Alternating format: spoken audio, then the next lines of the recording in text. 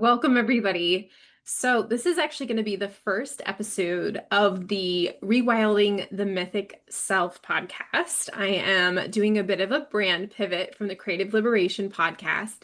I'm hoping that this conversation will appeal to those of you who've joined previously in the Creative Liberation Campfire. Really, this is to get more targeted and more specific about the goal of really liberating the whole embodied self and utilizing various folk art and wisdom practices to do that.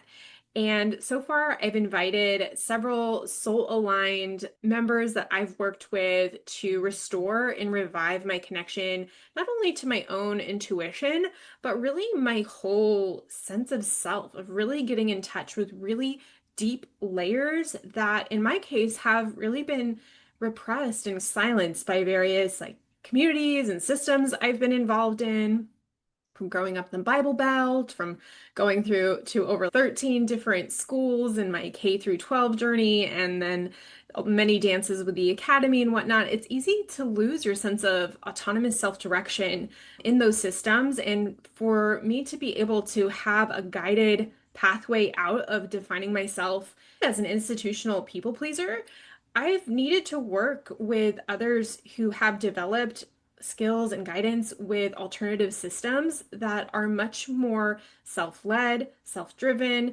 sovereign, but also allowing for diverse choices and understanding of the world through different lenses and perspectives. So we've already talked about so far how I've engaged with the tarot and worked with others in the community around tools like the tarot. In our last conversation, we talked quite in depth about human design as a lens for trauma recovery. So I thought one of the really aligned next guests that I can invite on is somebody who I initially actually got in touch with in regards to the lens of archetypes and the transformative nature of archetypes. And we've gotten to know each other quite in depth over the years. And she's recently added the lens of human design in archetype work. And I wanted to really demonstrate and show to you guys too that these different modalities, when you work with different practitioners who have a lens of engagement with those modalities, whether they're tarot, whether it's human design, or different archetypal perspectives, every person who engages in that art form, or some regard it really as a metaphysical science, you're gonna get a different lens of analysis to engage with. So I've worked with, man, I wouldn't be surprised if it's been almost like a dozen human design readers at this point, which all include our juncture point was with through Lise Cartwright, who has, I believe, still a way that you can accessibly access her resources as human design for business. One of the things I love about human design is it is meaningful not just on the individual level, but also going to that meso and macro level of looking at businesses, institutions, and learning how to relationally connect. I would love to introduce you guys to one of my just really beloved coaches, Jess Beard. You can actually check out I think my first ever metaphysical podcast was on your podcast. So if anyone wants to check out my evolution and my deinstitutionalizing recovery, you were my first interview too. I don't even think I had graduated from my doctorate yet, and I'm now a couple years out and have really owned so much of my spiritual sense of self. I know I've gotten so much value in our work together in validating that it's okay to be an expansive spiritual person. That's not something I shame about myself as much. Jess, do you mind introducing yourself a little bit? We're going to really go into many threads about this. If you happen to be listening, and if you haven't checked out your chart yet, there's so many different resources to get a free chart made, but we're going to focus a lot today on the experience of being a generator, whether you're a generator or a manifesting generator, and how that may come a little bit with some people-pleasing tendencies. This happens to be an area that Jess is an expert in. Hello, everyone. I just really wanted to acknowledge being a witness to your journey as well. And I think the rebranding and the naming of the new podcast is just perfect because rewilding is like everything that you've just talked about with that transformational process, and like to give yourself permission for it to not be easy or clear. It's like peeling those layers away, and then you learn something else about yourself, and then it changes direction and you grow and everything. So, rewilding is like the most perfect word to start off the podcast because that's the process. And it's been an absolute pleasure watching your journey.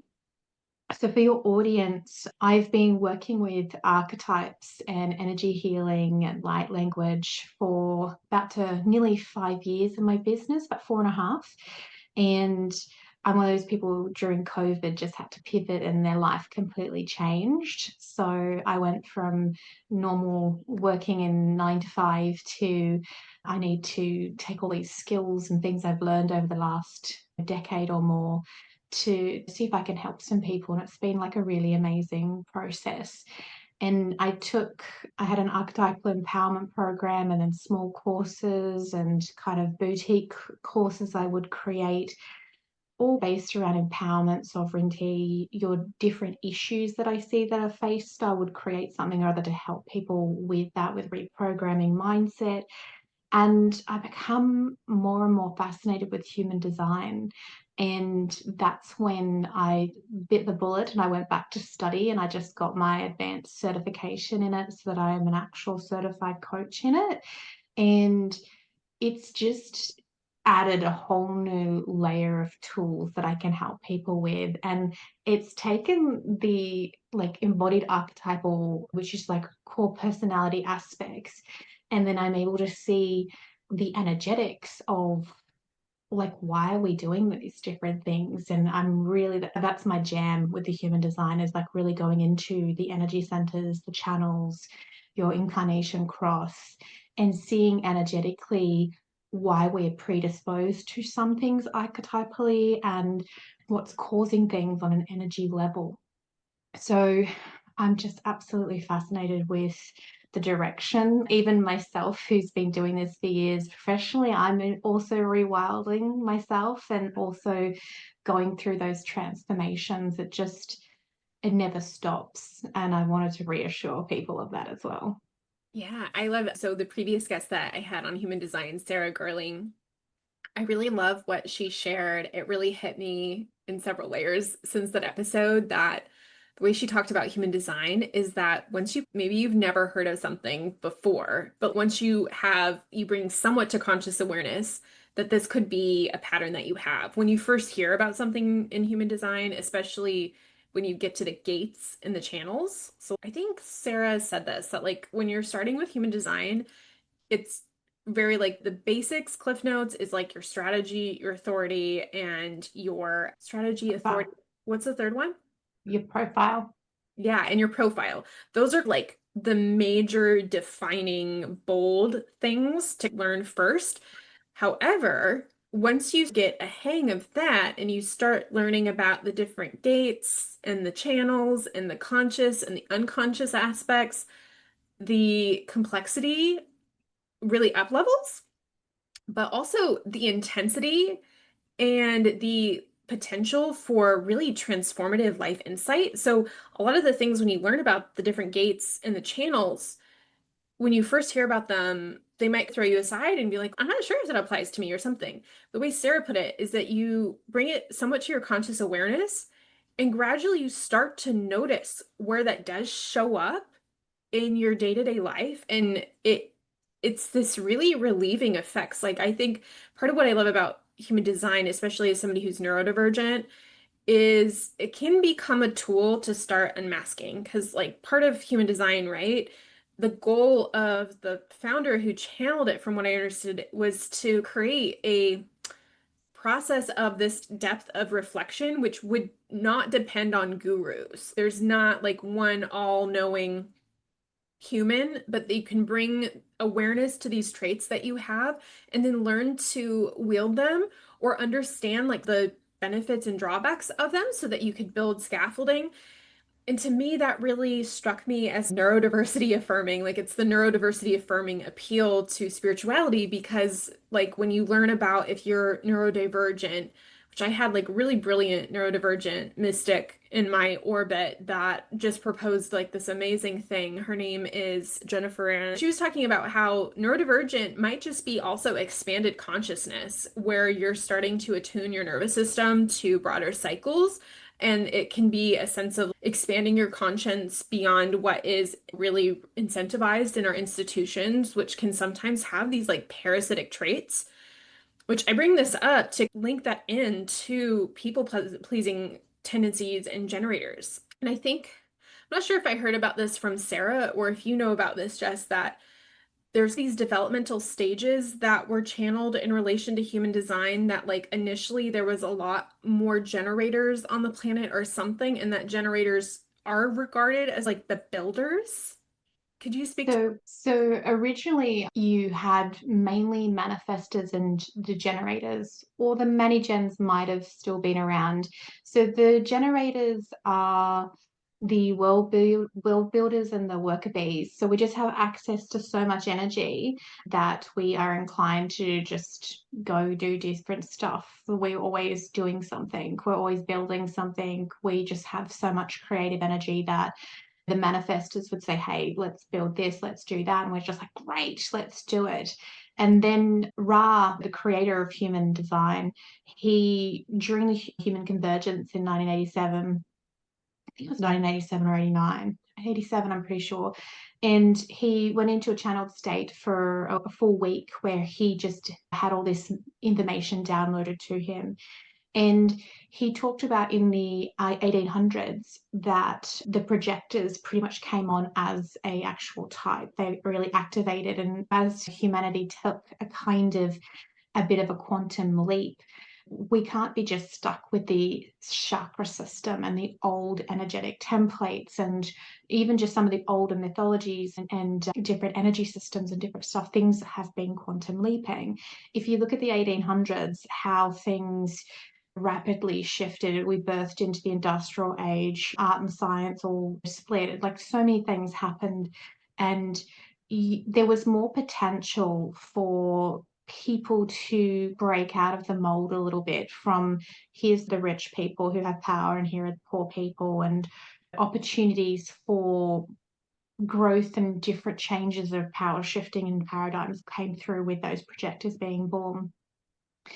So he's talking in with the human design about when we do quantum leap, and I actually personally believe that we are in the process of another quantum leap with our human design, and where this is what the neurodivergence and things are becoming more prevalent and more common in talked about, and just everyone is knowing at least somebody who is neurodivergent. You've got family members. It's all throughout the collective, it's all throughout humanity. So we have to have an energetical tool that comes forward to help explain that as well. And I really feel like the human design can bring forth some things that really help that. Here's just a minute example. I have the gate of extremes activated in my G center. So the themes of the gate of extremes is to be doing things in an extreme way. Like you just, but also like lessons can all be bombarded with you at once. And I had a client come through and she's like, why does it seem like when I have to learn a lesson, do I have to go and relearn it a couple of times? Or why does this keep happening? I can't just do it an easy way. And when I was going through it in the gate of extremes, and I started talking to her because I also have the gate of extremes. And it's really fascinating because I went and talked to another lady who has the gate of extremes. And so here's an example of me with really, this is quirky, but I'll fixate on something. So at the moment, it's how to cook rice really well. So I've mastered it in the pressure cooker, and then I'm going to master it in the microwave, and then I've mastered it on the oven, on the stove top. And once I really learn it, and then I'll be fascinated with rice for a while, and then I'll just stop. It'll be done and everything. And I know that's a really strange analogy, but that is like literally the gate of extremes. I do things extremely, which is also with ADHD. So Even Yeah. though I'm not diagnosed, I've had multiple people tell me that I do have ADHD traits. I should go and get tested. But I'm lucky enough that it doesn't really affect my life too much. So if the diagnosis is it's not bad enough that I need a piece of paper. But I can see the tendencies through the human design with the different gates, and I'm only just tapping the surface of learning all these aspects. So I really feel like the things that, if you're looking at it on a human design level, the things that make you neurodivergent could just be that you're sensitive enough that these gates have started to come forth as being a predominant part of our energy and our personality. Whereas in the past, it's all mostly just all stuck in survival. You don't really have the energetical freedom to allow yourself to explore these different gates or these other different ways and different things. And I really feel like you're onto something, and that the human design can really showcase that how the neurodivergence and the different aspects are us quantum leaping as a Yeah. as a species. And it gives you permission. I think a lot of people who are quite like expansively spiritually inclined, like I think most of us know, even those of us that are really heavily, I don't know, indoctrinated in the biomechanical medical model and like Western scientific worldview about the evolution of the human species, can see that ancestrally human cultures all over the world tend to have a commonality of having usually highly revered individuals Visuals. or communities in like the tribal infrastructure that will regularly engage in trance states and offer like wisdom or insight on broader timescales than the immediate present. A lot of things that many different forms of neurodivergence, some of the traits can be pattern recognition, having multi-layered, almost like three-dimensional understandings of things. For example, a lot of people who have the label of dyslexic, while they might struggle to process written language, which is actually quite a novel art form, right? Written language has evolved in the last 10,000 years, if not earlier. And so it's not something that we would expect ancestral humans to have co-evolved with. So that's it makes sense to if something really innovated with the Industrial Revolution or like new, it makes sense that some brains would have a hard time like keeping up with that or have different skills. But people who are regarded as dyslexic often are visual spatial savants, and they'll have the ability to, for example, my partner is dyslexic, and when he's bored, he'll envision the inner workings of an engine inside of his head. And my dad is dyslexic, and he has an encyclopedic knowledge of all the different train parts from different eras, and he just loves thinking through that. A lot of people with autism have fixations on things like elevators or fire alarm systems. And that just shows like that's an exceptional way of processing the world and would make sense. In moving into a new dimension of reality, we might benefit from some three-dimensional thinkers or people who process things, and maybe the gift is emotional intelligence. So, what I love about utilizing a variety of different folk mysticism arts or different intuitive practices from really all over the world. I'm somebody who aspires to be a multicultural, mindful human and just a practitioner of diverse art forms. I really revere the whole human family tree, and believe that there's wisdom in any vantage point and access point. So in this podcast and Rewilding the Mythic Self, I certainly encourage a multiculturally mindful view with reverence and with mindfulness, and making sure that we're not appropriating different cultures and that we're making space for the lineages to offer their own perspectives in a way. And that's why I like really speak from, I know mostly my Scandinavian lineage the most. It's where I've invested the most time, but that's really something I think for all of us to do. I'm bringing this up is that regardless as a lens, and if you're somebody who maybe has some neurodivergence, maybe it's late diagnosed, maybe you just suspect it in yourself, but really what neurodivergence means, and even I will add, so in my clinical job, I'm an occupational therapist, which I go in depth on the podcast I did with Jess, for anybody that wants more context on that. But it really just means deviating from the institutional norm. We tend to have developed all of these normalized statistical distributions of what like quote unquote the standard human could be, which is almost like a myth in and of itself. Because really humans evolve constantly. We're quite like shapeshifter, which is one of the archetypes that you've actually talked to me about. And I think that might connect to people pleasing to a certain degree.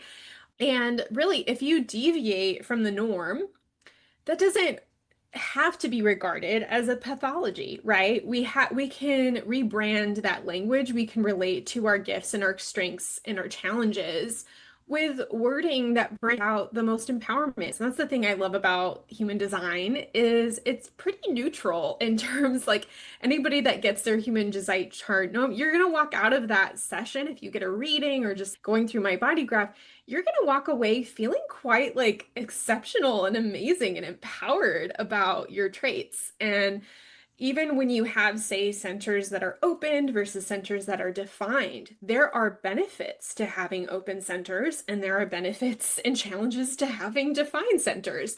I love the idea of anybody who's had any engagement with a medical system that made them feel bad about themselves for who they are. Consider looking at the lens of human design or even archetypes. Something I would love to mention about what I've learned from Jess about archetypes, who I think is also, this is one of thinking of the gate of extremes, which I think was maybe one that I had as well, but I can't remember off the top of my head. I'm pretty sure you do. Yeah, I connect with that because I think that's part of why in my multi-passionate thing, I also go, I'm going to learn as much as I can about evolutionary theory. I'm going to learn as much as I can about occupational therapy and occupational science. I'm going to learn and just insatiable craving for those things and then to end up somewhere in the middle. One of my first experiences of that was actually like I went to the extreme when I was in the academy about more of a patriarchal worldview of evolutionary theory. But then to recover from that, I went to the total opposite white brain extreme to the point where I was almost like so close to the goddess extreme that I really saw the dark side of that pantheon as well. And I realized, oh, both of these sides, neither of them in the extreme are the answer. And it really does have to be in the middle. Um, Yeah. I think when I realize I'm doing something extremely, I sit there and I'm going, okay, so A, it's a comfort. It's just one of my gates that's doing this. So it's a comfort in just knowing that to begin with. But then B, I sit there and I do an assessment and I'm like, okay, fixating on rice is not a bad thing. I can allow myself to just be extremely rice fixated at the moment, and then I'll eventually get over it and I'll stop extremely focusing on rice. And then C, I also do an analysis of is this going to cost me if I do focus on the rice or if I do focus on whatever it is I'm doing extremely, because you can go into like the addict, you can go into the shadow aspects extremely. If there's no use focusing, say I hyper focus on how to master Canva and I put all my focus and attention on that and then I forget to promote and I forget to put out offers and I forget to such and such, I'm not going to get any money for the month, or I'm not going to do this, or I'm not going to do that. So you have to do a little bit of a self analysis of, okay, I'm driven to do this extremely, but should I? Is it going to cost me something? So I find it very empowering to keep learning these facets of myself so that at all times I can be in my sovereign making a decision. Am I going to respond or am I going to react? Am I going to take it? Am I going to do something that is for the greater good of my entire life, or am I going to allow myself to go down this path? I find that age old know thyself, which, how many people have said that, know thyself, but it's true, like human design, archetypes, your habits, your mindset, your history, even when you're talking about the Scandinavian aspects and the different things like that, then that's all part of knowing thyself and gleaning the parts of your DNA and the parts that you want to take forward consciously as a strength. And I think that's admirable.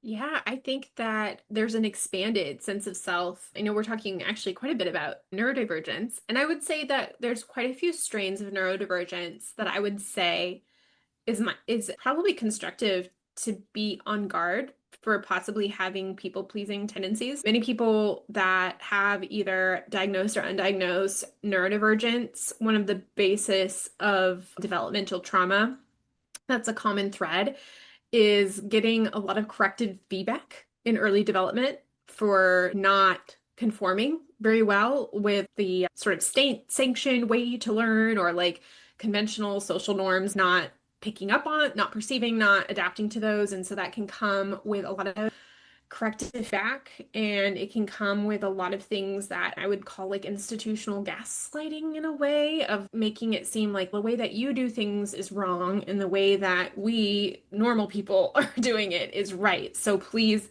adjust yourself to fit our standards.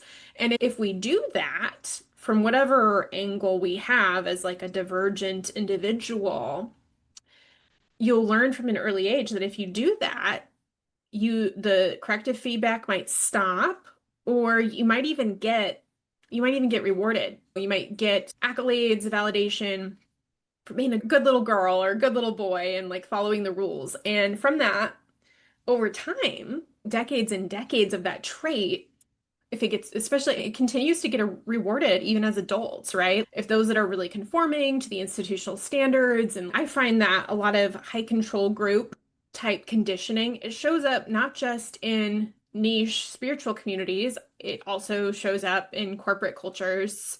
A lot of tech communities have that. Academia, I can attest, certainly has that.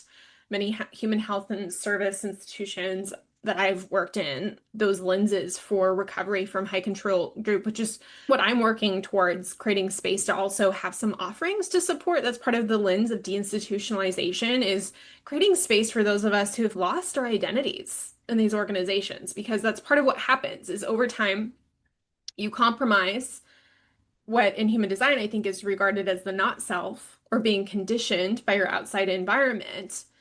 It can start getting really foggy or very scary to be in touch with your authentic energy or your own identity. And regardless of if you identify as neurodivergent or not, but those of you listening, you might have heard of being like people pleaser type tendencies. From what I understand, a core wounding of a people pleaser tendency is this fundamental loss of identity, or like sacrifice of yourself on the altar of external approval, which maybe it feels good to get that external feedback. I know I've certainly been addicted to it at times.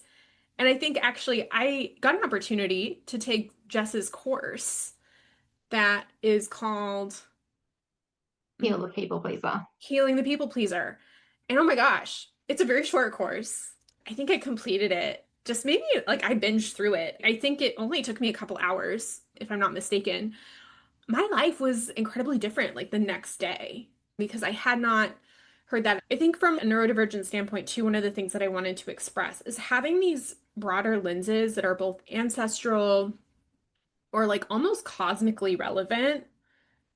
They've been so vital to my own sense of healing and reclaiming parts of myself, because if you don't fit in your immediate environment, it's nice to know that there are some conceptions of the world that are big enough that you do belong, or that are deep enough that you can be held. Like I couldn't feel a sense of nervous system regulation and safety until I could validate that I could be connected with my ancestors now, because I knew I had ancestors that could relate to the level of challenges that I was going through. And maybe I didn't have people in my immediate environment that could understand what I was going through, that could provide me like understanding and validation. But as soon as I allowed myself to give myself permission to connect with my ancestors or connect with the cosmos or these other tools for self-analysis, if you don't feel like you belong and you're a human being, that there's no way to be like emotionally regulated.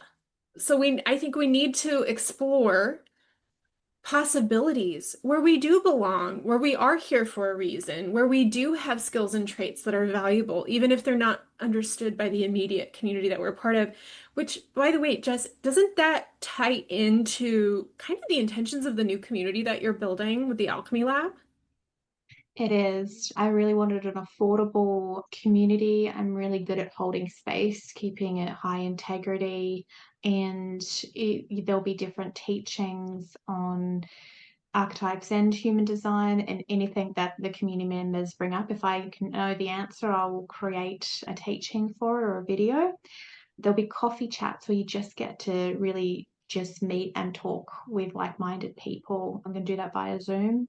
Monthly meditations, access to lots of old meditations and different stuff in the course section, intention setting, and just anything else fun that I think up for this month. I'm going to do the procrastinator cure. So I'm going to do a teaching on that and stuff. So there'll be even access to some of the things that I create. I'll be doing it within the community itself. So I really wanted to get off social media and get into a different platform. So I went with school, which actually you introduced me to. Yeah, So I yeah, actually initially, it took me a while to get adapted to school, but I've since fallen in love with it because I think a lot of us, like, I wouldn't be surprised if there are folks on here that are maybe also on a journey of a gradual exodus from Facebook that, like, have noted that Facebook just doesn't hold some of the magic that it once did. it takes forever for people to see my stuff.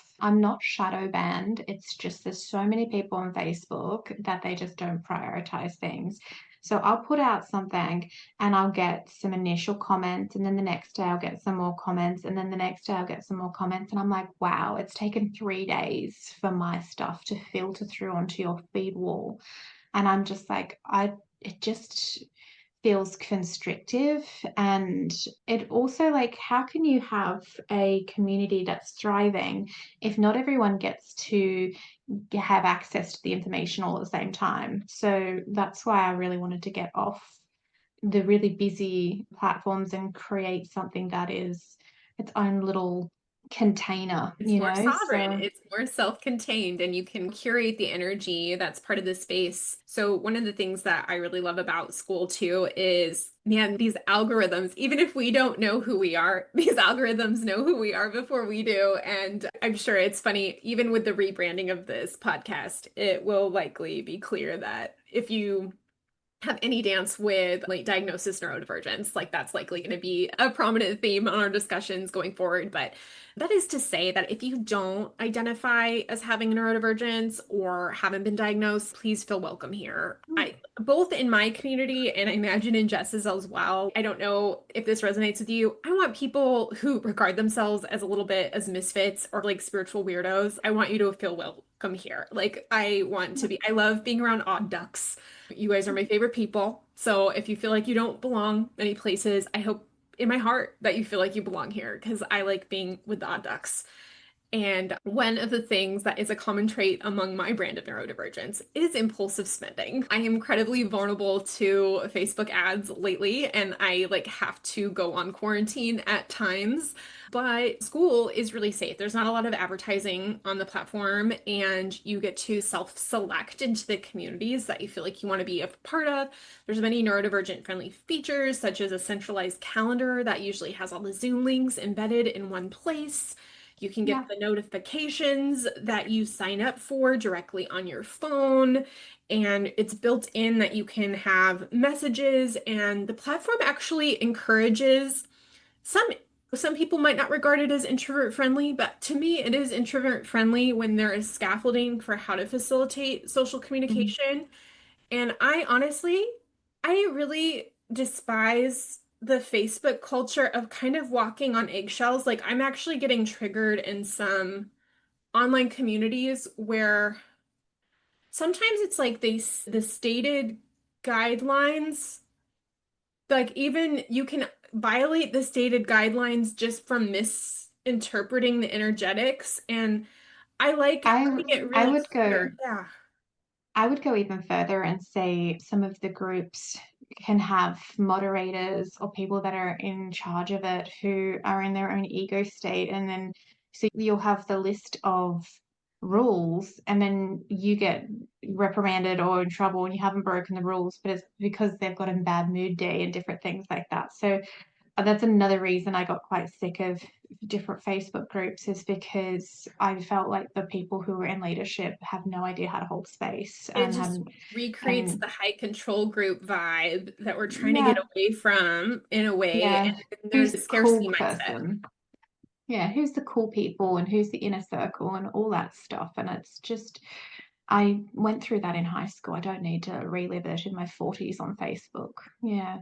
Hopefully we don't innovate it. I'm sure there's spaces on school that are like that. But so far, what I like about school is it tends to really focus on low ticket offerings, which I like things being economically accessible, and it really encourages social conversation and engagement where like if you join a coach, it's not like you have to pay them $10,000 to like send them a message and get a reply.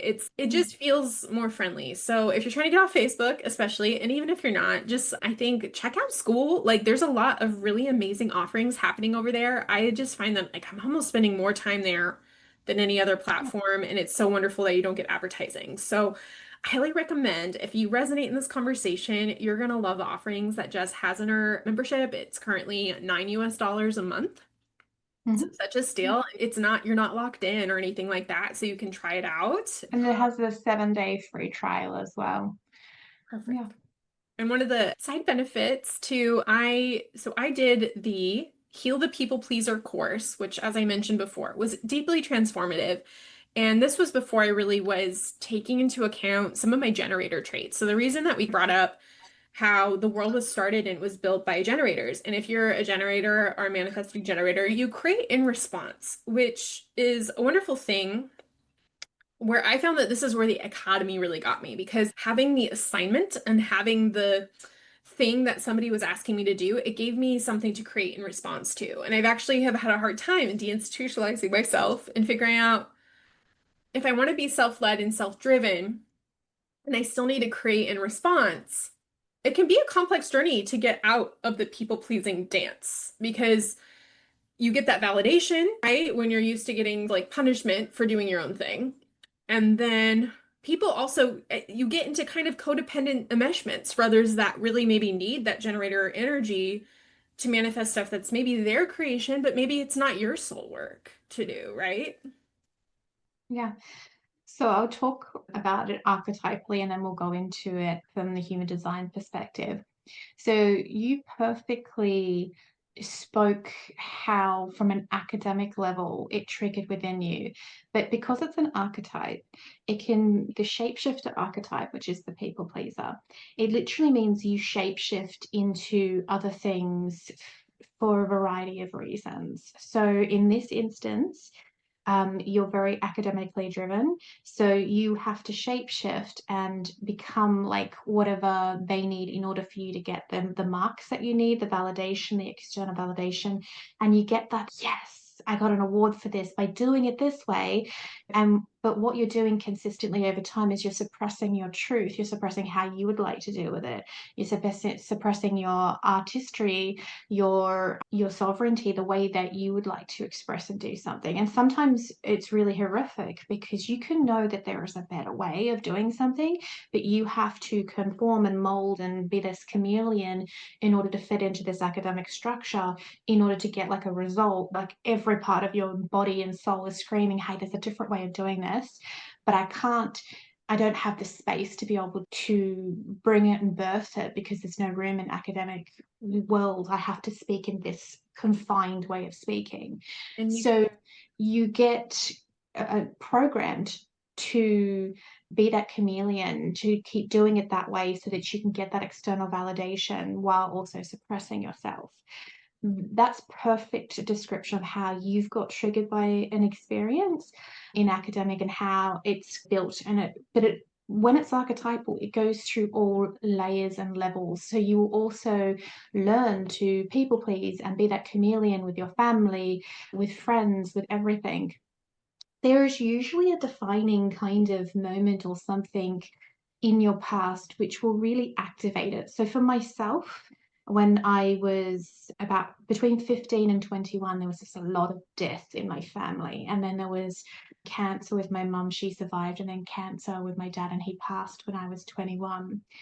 So I was really activated by grief in my shapeshifter, and I would feel good when I did things for other people. And because I'm in such a heavy grief state, when I did something for somebody else, because gift giving is one of my love languages as well. So when I would do things for other things, it would be a ray of sunshine in a dark life. And what I was doing was energetically training myself to do things for other people because it felt good. But after a period of time, I just got so into the habit of always doing that. And it morphed from my internal family structure of loving support and doing that to really bad in my workplaces. The amount of unpaid overtime and just really ridiculous things that I did for my bosses and just went out of my way to do. That in my very first job at a bookstore, I would have people doing like dodgy things, and I would take the blame thinking I was being some kind of hero for them. And it was really quite interesting because my boss would come at me all the time, and instead of standing up for myself, I would think that I'm doing the good thing by taking the blame. So that was also like the martyr archetype as well, going hand in hand with my shapeshifter. As I evolved all throughout my 20s, I just got worse and worse. And I would have people, my friends, saying, "Hey, would you be able to do this?" And I'd say yes, because I couldn't say no. And meanwhile, I had 50 things that I was supposed to get done. And then I'd end up disappointing someone, which was the most horrific thing for a shapeshifter. And it's this compulsion to be the best friend that you can be, the best sister that you can be, the best son that you can be, the best employee, the best mother or father, the best anything. And I want it to be really clear that this is an archetype which is just as bad in men and women. There is no clear, distinctive difference between the two genders. I really feel the martyr can be definitely more stronger through females, and that's generational trauma. But I have seen men, and I've worked with men who martyr as well. They have more of a knight complex, and it will come through that way where they will want to save the damsel at the martyring of themselves. That, in its nutshell, is the nutshell, not nutshell. Yeah. And that is, in essence, that compulsion to people please and how it evolves and how it happens. And by the end of it, when I ask my clients to assess themselves, and I'm just like, who are you and what do you want to do? Cannot answer it. They don't know who they are, and they actually don't know what they want with their own life. And I really hit that wall when I was 29 and 30. I did not know who I was. I did not know what I wanted in life. I just was so busy doing something for everyone else. My identity was in helping people and doing all these things, being that good friend, being this, being that. And little Jess had no say in anything, couldn't tell you what Jess wanted, wouldn't even dare to verbalize what I wanted. It was not even there as a feasible concept. I had really bad issues with the shapeshifter. I think that's a big part of why I got so much out of your course because I could connect with so much of it. And I want to say, man, I've made great progress, I would say, probably in the last 2 years or so, but I don't think it's honestly implausible to me that I would have made any progress of knowing who is Josie, even like changing my name, right, to like Josephine Patricia. Which part of that is because I've been in a state of grief with this academic writing that I invested. And really, maybe I need to stop calling it academic writing because I think a lot of it was like my soul writing. It was my soul artistry and my soul work. I really love pop artists are kind of archetypes of the modern world, right? So we have people like Beyonce, Madonna, Taylor Swift. And then the one I resonate with the most is like Chapel Roan, who is a fellow Pisces from the Midwest. And I do feel this actually congruent with her mythic arc in that I feel like with my textbook chapter, which I conceived as an album, it was like an album, a mixed method, mixed media album I synthesized together, and it got rejected by my label as the academic publisher. And I'm definitely welcoming being on my rise and fall of a Midwest princess arc in this journey and reclaiming my voice from these different spaces. And what's beautiful about Chaperone's arc is that, unlike Taylor Swift, she doesn't have to go through an Eras tour reclamation of her creative voice and reclaiming her artistry because it was rejected. Retains now the rights to her work, and so she gets to be the one that benefits from it, which I think is so fitting to this point because in my experience with people pleasing and shapeshifting, underneath it, like the dark side of it, which it's probably clear to those listening, the dark side of this, right, is like to the farthest extreme, right? We're essentially enabling these toxic systems that, like, really, if they wanted to sustainably resolve social problems and likely even the stated missions of these companies, these academies, these like religious orders, they probably intend to come up with sustainable programs that address needs in the community.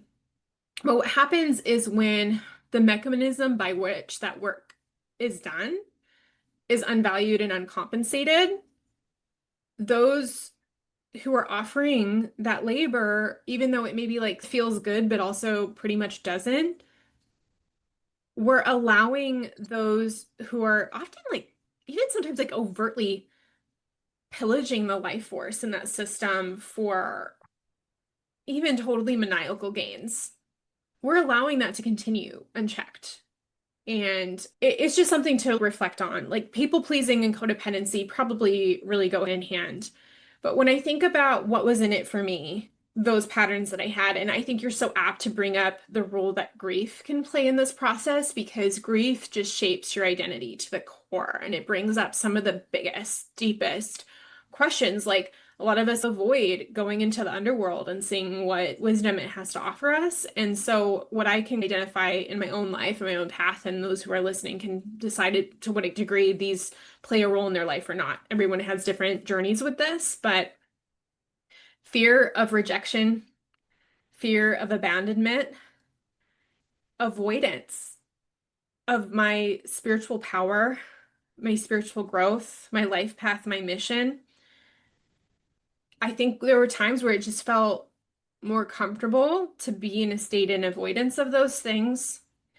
And definitely this fear and lack of self-worth that, like, my life is only of value if I sacrifice it for other causes, which I think ties into the savior complex, like you're saying, and the martyr complex, which a lot of that came for me growing up in the Bible Belt. I realized, like, recently doing internal family systems work, that there's all these parts of me that are still trying to get into heaven.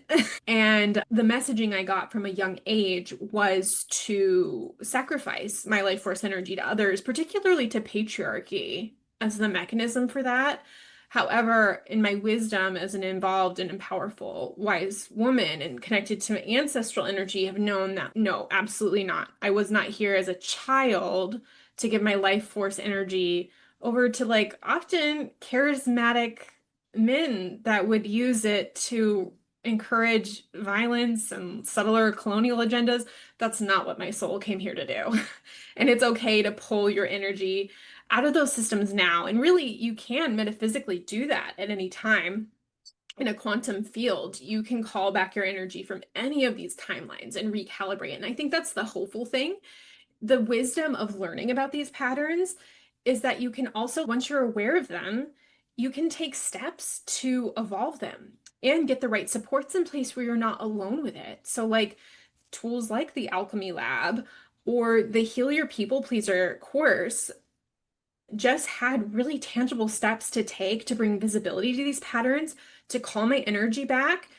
And some of the tangible results that I've gotten since this taking this course, I will say, is I got out of toxic enmeshments I had with some of my clients just in a helping profession. And I think even those of us that are listening to this that have spiritual businesses might not be surprised. Like sometimes we get into enmeshments with our online clients too. So knowing what energy is yours or not And then something I'll put by you too, Jess, that was a click around people pleasing, is thinking about all this like brilliant energy that I gave away for free. The common thread of all of it is I was like never asked. I was always offended that I was never asked. In terms of metaphysical ethics, the first stage of it is always consent. And I think a lot of us, I feel like a lot of my people pleasing too, is it was like a socially acceptable way to be magical. Like I loved showing these like miracles that I could create like out of water into wine or whatever. It felt good to be able to show that, but part of me knew I would get pushed for it if try to ask for permission to do it, or if I got compensated for it, or I knew they would say no, or something like that. But really, on a metaphysical ethics point, just because we can do these miracles doesn't mean we have to. And it probably is in the highest good of all for both parties to wait to be asked. Because then if you wait to be asked, you can also then calibrate to what would be an aligned exchange for that energy. Most bitter medicine I ever had to learn in my journey was you can't teach somebody who doesn't want to be taught, and you can't heal somebody who doesn't want to be healed. And those are just words on a piece of paper until you start to actually really go through the embodied journey of seeing this unfold. And I can remember when I very first started in 2020, and I gave this session to this lady, and oh my gosh, she lit up. She could see it all. She could see what she was doing. She was like, I'm gonna go and I'm gonna do this with my business and this and this. And and then she didn't do any of it. And I was just so floored. And I actually cried to my friend. I was just like, I don't understand. Like she truly got all of it. And and then I realized that, and this is actually one of the reasons I went into coaching, is because I wanted to then support people instead of just giving them a one-off session. But I realized that after she spoke to me, she just was not ready to heal. She wasn't ready to take the teachings and do anything with it. I can't judge her for her journey. I can hold the vision with my priestess archetype that she does gain the strength to address the programs and patterns that are keeping her stuck. But she didn't even reach out to ask any follow-up questions or any help. She wasn't ready to change. And I think that's the hardest part for us. And I wanted to tie in and shift to the human design aspect now about the shapeshifter and the people pleaser. When you're looking at a chart, and when I'm looking at someone's chart, there are certain energy centers, I believe the solar plexus with your emotions, or the spleen, which how do you deal with fear and also your intuition.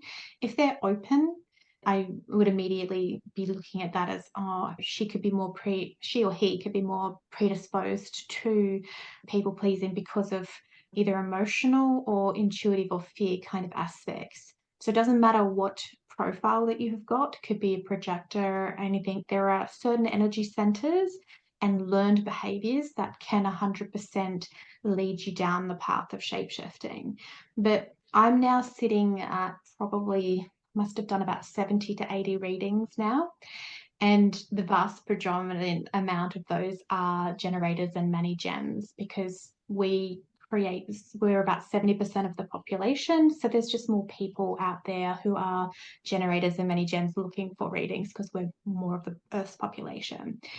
So I really started to notice these incredible patterns as I'm taking people through the different defined, so these are the colored in centers and their strengths.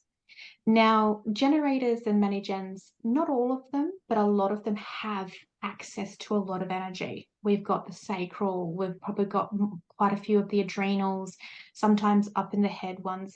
So I personally have 6 out of my 9 energy centers are defined. I have a tremendous amount of access to my energy centers, my own internal energy. And when someone asks me to do something, it's actually so easy for me that I am predisposed to saying yes. And this really was such a defining moment when I would have a client come to me with a specific issue. And I won't give an example. I'll just say they might be doing something other than their business, or they're having an issue with their family, or something's going on. And I'm like, you've got all this access to all of this. You're allowed to say no. And they really struggle. I wouldn't be able to say no. But here's the thing about generators and many gens is we do actually burn out because we are struggling to say no to people, to say no to projects, to say no to anything, everything. This is where it comes in with that foundational aspect which you were talking about, of living in alignment with your strategy and your authority, so that you can actually be doing some assessments of, actually, should I say no in this moment?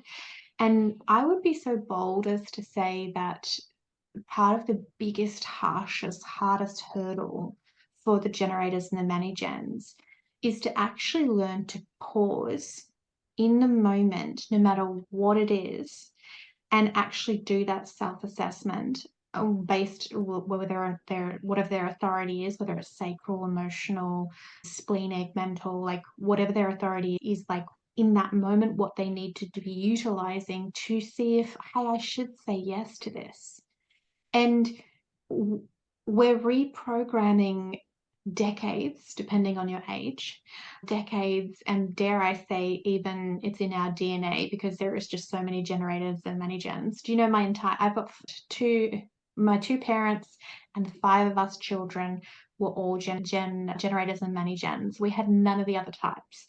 Luckily, our whole family, even though it's large, gets along really well, and I think it's because we're all the same energy type.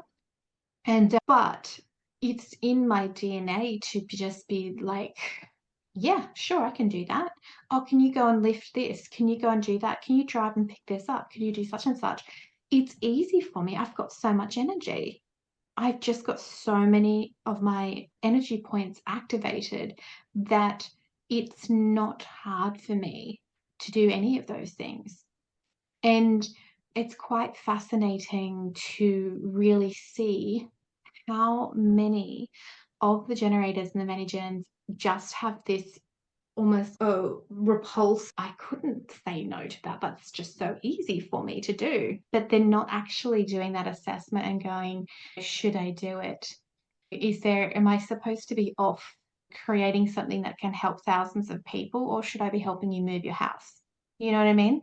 It's actually really, right this moment, if one of my friends messaged me and said, hey, can you help me move your house? My inclination is go, yeah, shove everything in a box, move the box out. I'm strong, wouldn't be a problem.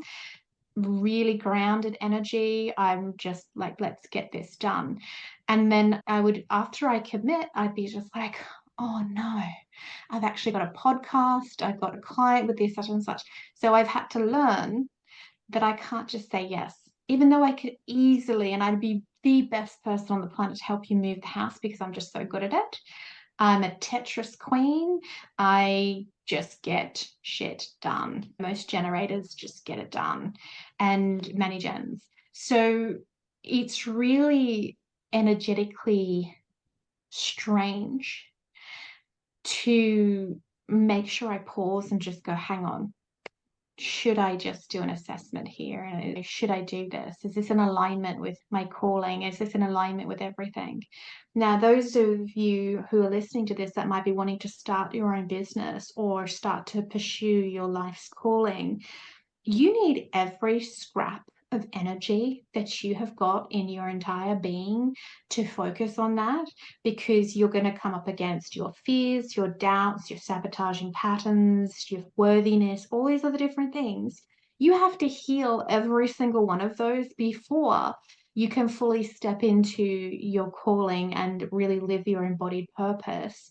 So if you're doing everything for everyone else, you're sacrificing your soul, you're sacrificing your purpose, you're sacrificing your service and your healing journey. And I just want to be really clear. I understand because I've lived it, and really, we all just want a magic pill. We want a button that we can just press or flip a switch and we've done it all. But it's just, that's not how transformation works. It's not how alchemy works. It's not how rewilding works. If you have been a people pleaser for a long time, if you have gone through life and you've just been doing whatever society tells you to do, and then all of a sudden you have a spiritual awakening, it is years worth of deconditioning, of healing, of relearning who you are, not what society told you you're supposed to be. So I just really want to be clear that even though I really wanted to just magically just bypass everything to get to the purpose, finding your purpose is in actually the journey. And it's 100% normal for it to take time. That's just, and you need every scrap of energy that you've got to be focusing on yourself and daring to say that out loud. I'm pouring my energy into me for the first time in my life. It's never too late. It's never too late to start that journey. And it literally is baby steps, right? If these were choices that might have even been like very deeply denied to you from a young age or with these intergenerational patterns, I think of at least where I'm from, and I wouldn't be surprised if there's patterns like this in Australia too. But so my ancestry is from the Utah regional territory, also like landmass, that Timpanogos territory before it was settled or colonial named, descended from those who really they were lured there with this for what they felt was like a divine purpose that came with a lot of these reinforcing of patriarchal norms with the Church of Latter-day Saints, for example. And when you grow up in those regions and intergenerationally, oftentimes, in this case, women in particular are taught to shape their sense of identity and worth based on how their life force and energy is contributed, often without compensation, towards maximizing the amount of children that you can co-create, and you get revered with the higher level of like self-sacrificing your identity. And in my vantage point, based on working with many elders in my community, many that took in that conditioning very strongly. I'm talking about people in their like 70s, 80s, and 90s and whatnot, when a lot of the messaging around gender roles was, I would say, like quite almost like violently enforced, right? Like it's pretty recent, even in most, even Western cultures, that women could have their own bank accounts, right? For example. And so it makes sense that there's this like survival level threat in moving outside of those norms and starting to make your own choices or to receive, right? Tangible value for your even more maternal or priestess-like gifts. There can like just trigger a lot around that.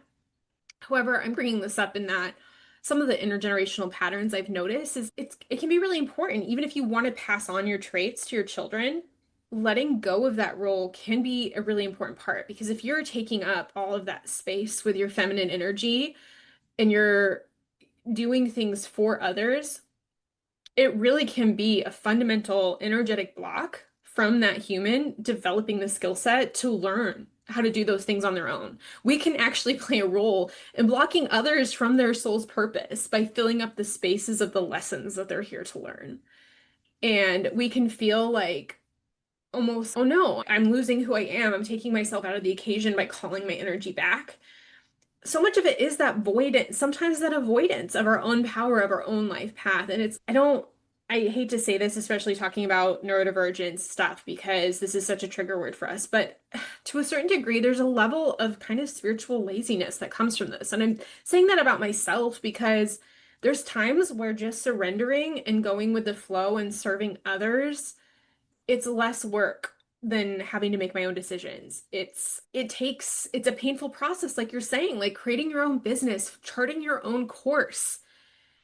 It's not for the faint of heart. And it makes sense that in the inertia, falling into that people-pleasing role and continuing those patterns, it's sometimes just a path of least resistance. And that's where, like, for those of you who listen to this, and if any part of you is interested, like in rewilding the mythic self, and your course is called Healing the People Pleaser, even especially if you want to retemplate for others in your life or your children, that you don't want them to be succumb to this harm, because even if it's not costing you much now, over time, over decades of this pattern, you're not going to have as much in your retirement savings account. You're not going to be able to have some of the choices that you might want that will help you age in place, for example.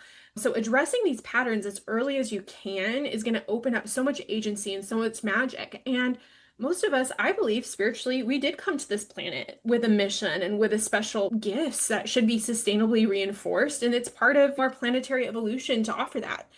So I really hope that you find the bravery and the inspiration to consider alchemizing and shifting this archetype. And the beautiful thing is you don't have to do it alone.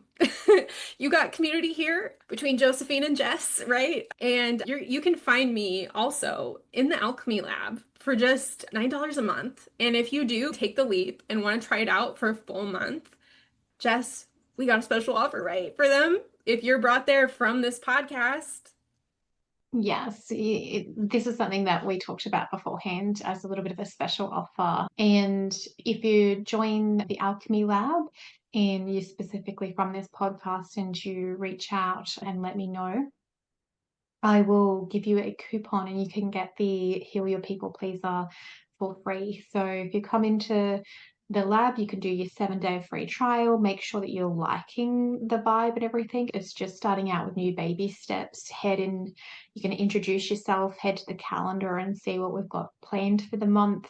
And after 7 days, if you really, yeah, I like this tribe and everything, then just reach out. I'll give you a coupon. And this is going to stay valid right through to the end of 2025, giving plenty of people access for the rest of the year to this offer. And I'm excited. I really want to build this community. I want a thriving, sacred space with awesome people. Mm. you can really, if you are a spiritual odd duck and a big expansive soul, I've gotten so much for being connected to Jess's community. She, even when I was first doing readings, put out a call to her community. So I've gotten to get to connected with many of the active members in her community and also notice what you're saying about just being able to be around people where these conversations are more normalized. It can just be so mutually healing to feel that like we're not alone and going through similar things. And archetypes, they're one of my special interests. I just find people that like archetypes, like this stuff, I have good conversations. So the thing I'm most looking forward to is the coffee chats that will be offered there. And two, if anybody is interested in a coffee chat too, if you identify as an empathic spiritual leader that has been impacted by some institutional codependence, some institutional people pleasing, if you're losing your sense of self or your voice, if you feel silenced where you're at, I'm working right now on building a signature offer using ecological folkloric mythic medicine. So I'm going to be gearing up to do an alchemical journey using particularly volcano, ocean, and tree-based medicine to get more rooted and reclaiming our energy from these institutions. But I'm starting out with market research. So if you identify as a repressed intuitive spiritual leader and you want to reclaim your voice from these systems, following the Little Mermaid arc, I also am doing free calls through the end of the month just for low pressure, no sales call, just kind of market research to get to know. I know what challenges I've been facing, but I want to know what are the unique things that you've been facing and what kind of container could be genuinely supportive. I'm going to be doing a beta launch, hopefully before the end of the year, even as soon as possibly even next month. I'm really like raring to go and I'm getting the right supports in place. That's what I'm launching right now. But thank you for everyone who's listened to this conversation. If you have yet to take the dive in getting a human design chart, I definitely, what you'll find if you go to one of these websites and you get a free human design chart, your brain is going to fritz out. It's like trying to understand, like lifting up a car engine and trying to understand all of it. You can kick the basic strategies, but there's really no replacement from learning from a reader and maybe even a diversity of different readers from different lenses because it is immensely complex. Right now, Jess and I are about 2 or 3 readings into a 4-month intensive container that's offering, particularly to learn the gates and the channels and what that really means. And man, I have to say, between this and some of the other supports that I've been engaging in the past couple months, I've really been somewhat, I'm like halfway through a quantum leap. My life just feels incredibly different, and I understand so much more of the foundational wiring behind a lot of the blocks that I've been getting into. Really join Jess's email list and keep tabs for when she's going to be offering readings because she really is masterful and from my perspective, has somewhat of an encyclopedic knowledge of archetypal work. So even on that basis alone it's so rare, I believe. I don't know how into the spiritual community I am right now, but I haven't seen an offering that intersects human design with archetypal work. And I think it would actually be quite challenging to do that without having the basis of expertise that Jess has cultivated over really, I think, some of her masterful life work. And so being able to know the archetypes so well to intersect and know where that's also showing up in the chart, man, I think you can advance so quickly having that degree of knowledge. Absolutely. I do the one-off sessions if someone wants just a first one to test, or I do have the 4-month container, which is application only at the moment. And I think having the one-off session gives you your foundation aspects as well to see if you're going to love human design. But if you are really quite well versed in human design, you can also always apply. And I would love to journey with you, going through the incarnation crosses, your channels, your gates, the different energy center vulnerabilities that you have, and creating tools and ways to help regulate that, and coming up with processes to help you alchemize. And if we see any archetypal patterns emerging, we go into that as well. So you can really, once you make these things visible and then you know the bridge of the dark side or the uninvolved side, you get this like scaffolding and you can look out for those choices. I think this is honestly, if you're listening, but definitely get to know these things too and get a feel for it. I'm hoping those like I'm inspiring others to maybe go into these waters if it's the first time. But if you're listening to this and you're like, oh crap, yeah, people pleaser, that's me. And if you're like, this is the year that this is going to change, that would be such a supportive container to really get a sense of a soul map of that architecture. Even if you learn from it and you're like, oh, that's not who I am, sometimes that's how we get clarity, is you can get prompted with reflective prompts. So much of these intuitive archetypal systems can just be tools for really in-depth self-reflection, to really look in the mirror and see yourself from different perspectives so that you can actually ask those questions of yourself. It isn't like you don't have to let this whole thing define you. It can be the thing that you rebel against too. Some of us, there's some gates and channels for us cosmic rebels as well. I think this has been a very hearty conversation. Thank you so much for being part of the first of the rebranded as I'm coming into my own and finding my soul work path. I just really appreciate your support throughout this journey, and I've gained so much from your wisdom and mastery of these concepts. I will always be your greatest cheerleader. I think you're amazing. Oh, thank you so much. I'm going to link the episode that we did on Jess's podcast too in the show notes, and you guys can get a bit of a before and after, a little bit of a taste of my institutional people pleasing. But I also feel like it's part of my life path, right? I wouldn't be here without going through those experiences. I wouldn't have so many of the gifts that I have today. And the awareness of this is part of the journey, like Jess said. Like, we don't have to shame ourselves for these choices. We can bring visibility to them and offer ourselves compassion, understanding, and grace, and allow ourselves to grow with the wisdom of these experiences and get the support in place where you are no longer avoiding your calling. You're leaning into it with a sense of safety and knowing that you're in aligned community to keep evolving. Because Jess is saying, we're cheerleading you too. We want New Earth to unfold in the physical, and we really can't do that without us all like being on board to alchemize New Earth. And I think that's a strong through line in all the community members that I've been in your orbit so far, and that I imagine are going to be part of Alchemy Lab, are like New Earth enthusiasts and are like ready to evolve and manifest like a much more aligned relational planet. Yeah. I had multiple people tell me the last couple of months that I was a new earth leader, and I just smiled because I didn't really think too much about the labels or anything else like that. But I just feel like there's a real big swing at the moment of just so many people wanting to birth the new earth and to really just shift and start focusing our energy in on that. And I just went, that's a lovely compliment, and I'll take it. Yeah. I'm getting full chills for that. And that's who, like, even if it feels scary, if you hear that too, and part of you just got chills and got tingles, we're all here. We wouldn't have chosen to be here without being new Earth leaders. So if you identify as a new Earth leader and you're afraid of coming out of the shell and maybe being too big or too weird, that doesn't exist for us. We want your bigness and your weirdness. I love the interplay, right? But with both of our backgrounds, like we're definitely on Team New Earth. Why else would we not Yeah. have like these cosmic themes I saturating love it. I nature? love it. Yeah. Wonderful. Any other things that you want to cover, Jess? Do you feel like this is pretty full? I think so. It's amazing. And thanks to everyone who has listened. And I'm just so ready for change for this planet. So let's birth it. Let's do Mm. it. Let's be in touch. We got this. Thanks, everybody. Have a wonderful rest of the day. Bye.